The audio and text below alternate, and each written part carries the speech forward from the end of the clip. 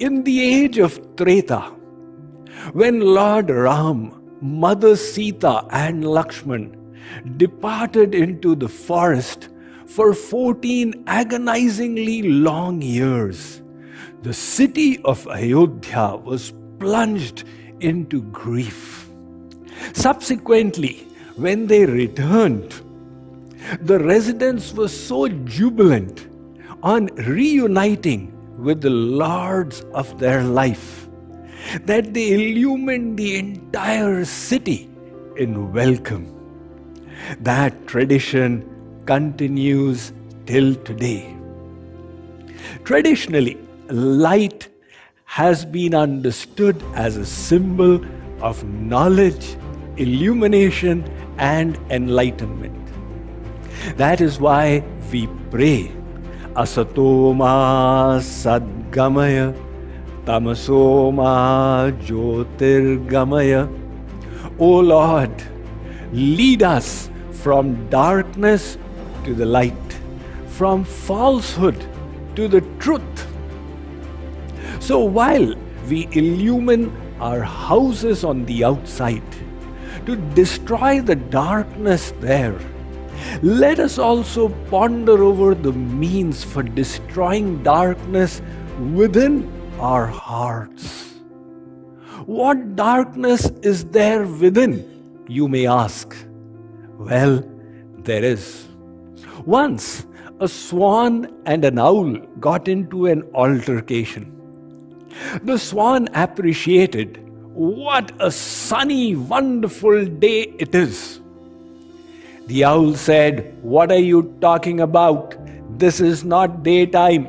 This is pitch dark night right now."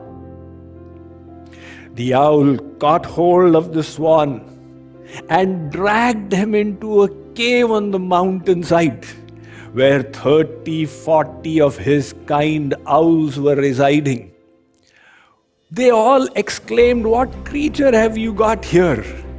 "Look, my dear brothers and sisters," said the owl, "this guy has got a problem in his head. He is claiming that this is daytime."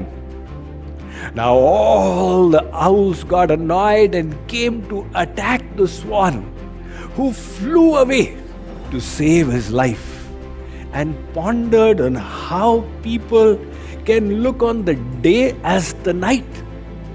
But that is exactly what the Bhagavad Gita is pointing out. Ya nisha sarva bhutanam tasam jagarti sanyami. That which worldly people look on as daytime, the wise see as night. And what the wise consider as day, the worldly look upon as night. There was once a man who was walking by the side of a forest. It was evening time. He decided to walk in on this day. He had gone about 2 miles when the light started fading as the sun was setting. He decided to get out before it became dark. But before he could reach the edge, he found some ferocious creatures had appeared. He could recognize amongst them the wolves and the hyenas. To save himself, he turned around and started running deeper into the forest. In front was a witch standing. "Come here, I shall clasp you." "What is this?" he exclaimed. He turned perpendicular and started running. By now it was dark. He did not realize a pit before him, and he fell headlong. There was wine hanging from the tree. His feet got entangled in it, and he was upside down over the head of the pit. After a few moments, he came to his senses and found a snake was waiting below. "Fall down and I shall bite you." In the meantime, 2 mice came one black colored and one white colored, and started nibbling on the branch from which the vine was hanging, to indicate this is not a permanent solution. And then some bees appeared and started stinging him on his face. In that precarious situation, it was discovered that this man was smiling. Now, philosophers got together and started pondering, how can anybody smile in such a situation?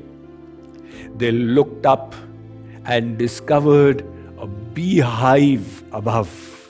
Some honey was dripping into his mouth.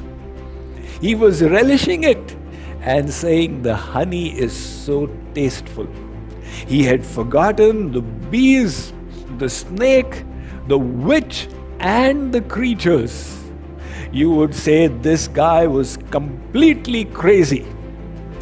But the Vedas declare that this is exactly our situation in the Bhavatavi, the forest of material existence, where there is danger at every step.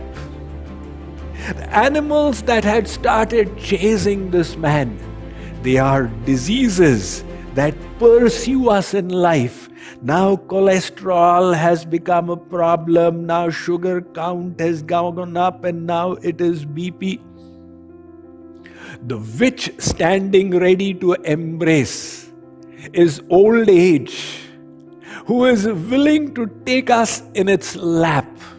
As the poet said, जो आकर न जाए वो बुढ़ापा देखा, और जो जाकर न आए वो जवानी देखी. The snake at the bottom of the pit is death, which is ready to finish our life itself.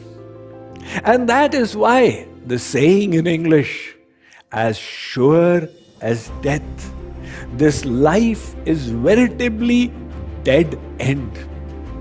The mice that had appeared and were nibbling on the branches are day and night. One by one they are reducing our lifespan, throwing us towards the inevitable end. The bees that came stinging on the faces, they are numerous desires that arise and disturb our inner peace.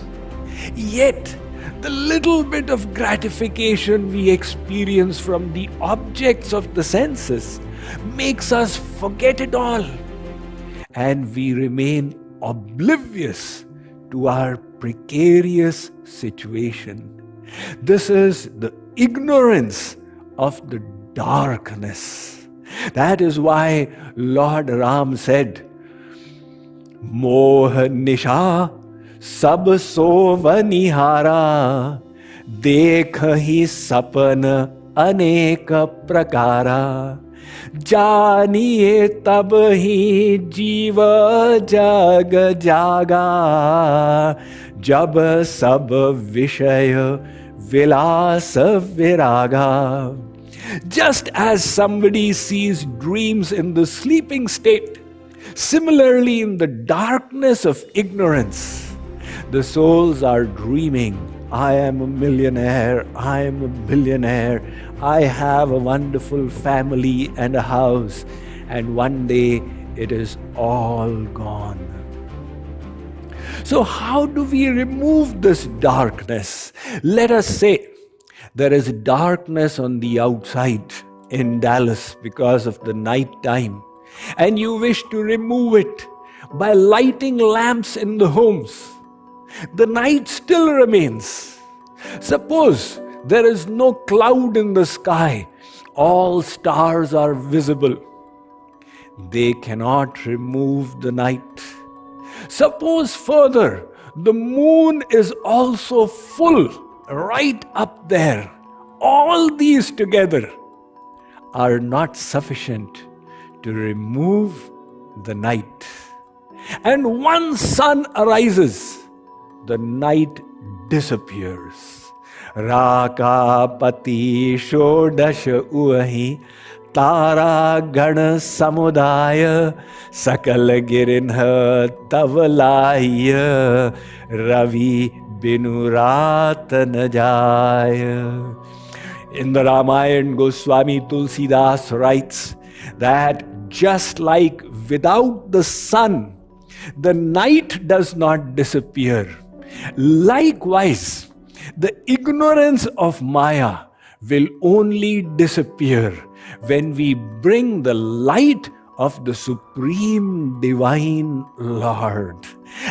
Like we welcome Lord Ram into Ayodhya, we should welcome his love and his knowledge into our life and our hearts.